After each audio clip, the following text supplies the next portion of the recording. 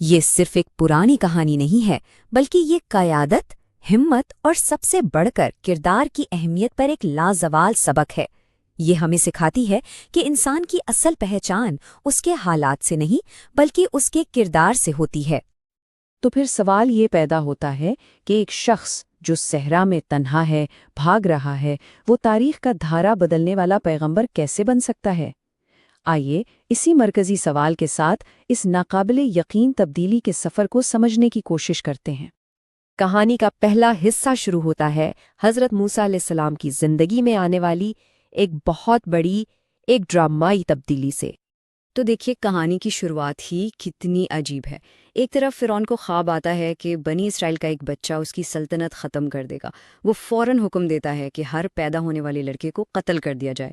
لیکن دوسری طرف اللہ کی قدرت دیکھیے، حضرت موسیٰ کی والدہ انہیں ایک ٹوکری میں ڈال کر دریا میں بہا دیتی ہیں، اور وہ ٹوکری سیدھا اسی فرعون کے محل پہنچتی ہے جس نے ان کے قتل کا حکم دیا تھا، اور وہاں فرعون کی بیوی حضرت آسیہ انہیں ایک شہزادے کی طرح پالتی ہیں، یعنی دشمن کے گھر میں ہی ان کی حفاظت اور پرورش ہو رہی تھی۔ اور پھر زندگی ایک نیا موڑ لیتی ہے۔ یہ وہ فیصلہ کن لمحہ تھا جب حضرت موسیٰ ایک جھگڑے میں کمزور کی مدد کے لیے آگے بڑھے، لیکن غلطی سے ایک شخص کی جان چلی گئی، اور بس محل میں پلنے والا شہزادہ اب اپنی جان بچانے کے لیے بھاگنے پر مجبور تھا۔ یہاں ان کی زندگی کا فرق بالکل واضح نظر آتا ہے۔ کہاں محل کی زندگی، مصر کا شہزادہ، بہترین لباس، بہترین کھانا، آرام اور طاقت، اور کہاں صحرا کی زندگی، مدین میں ایک پناہ گزین، پھٹے کپڑے، بھوک، تھکن اور مکمل عاجزی، یعنی عرش سے فرش تک کا سفر۔ ذرا سوچئے، اتنا لمبا سفر، تھکن، بھوک، سب کچھ پیچھے چھوٹ گیا ہے۔ اس حالت میں بھی وہ ایک کنویں پر 2 عورتوں کی مدد کرتے ہیں اور پھر ایک سائے میں بیٹھ جاتے ہیں۔ ان کے پاس اپنے ایمان کے سوا کچھ نہیں بچا تھا، اور اس بے بسی کے عالم میں ان کے دل سے یہ گہری دعا نکلتی ہے۔ تو اب ہم کہانی کے اس اہم موڑ پر پہنچتے ہیں جہاں حضرت موسیٰ کے کردار کو ان کی زندگی کے سب سے مشکل وقت میں پہچانا جاتا ہے۔ تھوڑی دیر بعد ان میں سے ایک خاتون جن کا نام سفورہ تھا واپس آتی ہیں۔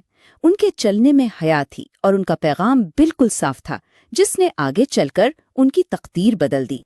یہ وہ بصیرت ہے جس نے سب کچھ بدل دیا۔ سپورہ نے اپنے والد سے کہا کہ کنویں پر انہوں نے موسیٰ کی طاقت دیکھی اور ان کے حیادار طرز عمل میں ان کی امانت داری کو پہچانا۔ طاقت اور امانت، یہی 2 خوبیاں تھیں۔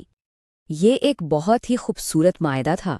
ایک بے گھر مسافر کو نہ صرف پناہ ملی بلکہ ایک خاندان اور ایک مقصد بھی مل گیا۔ برسوں کی بھٹکنے کے بعد حضرت موسیٰ کو بالآخر استحکام نصیب ہوا۔ 10 سال گزر گئے۔ اب کہانی ایک نیا رخ لیتی ہے۔ حضرت موسیٰ کو ان کے حتمی مقصد کے لیے بلایا جاتا ہے، یعنی اسی ظالم فرعون کا سامنا کرنا جس سے وہ کبھی بھاگے تھے۔ یہ کوہ طور کا وہ مشہور اور پروقار لمحہ ہے۔ ایک جلتی ہوئی جھاڑی سے آواز آتی ہے جہاں اللہ تعالیٰ حضرت موسیٰ سے ہم کلام ہوتے ہیں، انہیں اپنا حکم سناتے ہیں اور 2 بڑے معجزات عطا فرماتے ہیں۔ یہ وہ 2 نشانیاں تھیں جو حضرت موسیٰ کو فرعون کے سامنے ثبوت کے طور پر پیش کرنے کے لیے دی گئیں۔ ایک ان کا عصا جو ایک جیتا جاگتا سانپ بن جاتا تھا، اور دوسرا ان کا ہاتھ جو سورج کی طرح روشن ہو جاتا تھا۔ یہ مقابلہ اب شروع ہونے والا تھا۔ جیسے ہی مقابلہ شروع ہوا، فرعون نے نفسیاتی چال چلی۔ اس نے حضرت موسیٰ کو ان کا ماضی یاد دلایا کہ تم تو ہمارے ہی محل میں پلے بڑے ہو، تم تو نہ شکرے ہو۔ وہ انہیں جذباتی طور پر کمزور کرنا چاہتا تھا۔ لیکن حضرت موسیٰ کا جواب بہت طاقتور تھا۔ انہوں نے بات کو ذاتیات سے ہٹا کر سیدھا اللہ کی حاکمیت کی طرف موڑ دیا۔ انہوں نے کہا کہ میرا رب وہ ہے جو آسمانوں، زمین اور ان کے درمیان ہر چیز کا مالک ہے۔ جب فرعون کے جادوگر شکست کھا کر ایمان لے آئے، تب بھی فرعون کا دل سخت ہی رہا۔ اس کے بعد مصر پر اللہ کی طرف سے کئی عذاب بھیجے گئے، کبھی طوفان، کبھی ٹڈیوں کا حملہ، کبھی ہر طرف مندک اور کبھی پانی کا خون بن جانا، لیکن فرعون اپنی ضد پر اڑا رہا۔ اب ہم اس جدوجہد کے عروج پر پہنچتے ہیں، یعنی مصر سے فرار اور وہ حتمی معجزہ جس نے تاریخ بدل دی۔ وہ منظر سوچیں، آگے گہرا سمندر، پیچھے فرعون کی طاقتور فوج۔ بنی اسرائیل کے لوگ گھبرا گئے اور چیخنے لگے کہ بس اب ہم پکڑے گئے۔ ہر طرف سے راستہ بند نظر آ رہا تھا۔ لیکن اس مکمل مایوسی کے عالم میں بھی حضرت موسیٰ کا ایمان نہیں ڈگمگایا۔ ان کا جواب تھا، ہرگز نہیں، میرا رب میرے ساتھ ہے، وہ ضرور کوئی راستہ نکالے گا۔ یہ اللہ پر کامل بھروسے کی ایک مثال ہے۔ اور پھر اللہ کے حکم سے حضرت موسیٰ نے اپنا عصا سمندر پر مارا اور ایک معجزہ ہوا۔ سمندر بیچ سے پھٹ گیا اور بنی اسرائیل کے لیے حفاظت کا ایک خشک راستہ بن گیا۔ یہ مصر میں ان کے مشن کا عروج تھا۔ آئیے آپ کہانی کو مکمل کرتے ہوئے اس کردار پر توجہ دیتے ہیں جس کی بصیرت اور حمایت اس پوری داستان کی بنیاد بنی۔ یہ سلائیڈ حضرت صفورہ کے ناقابل یقین کردار کا خلاصہ ہے۔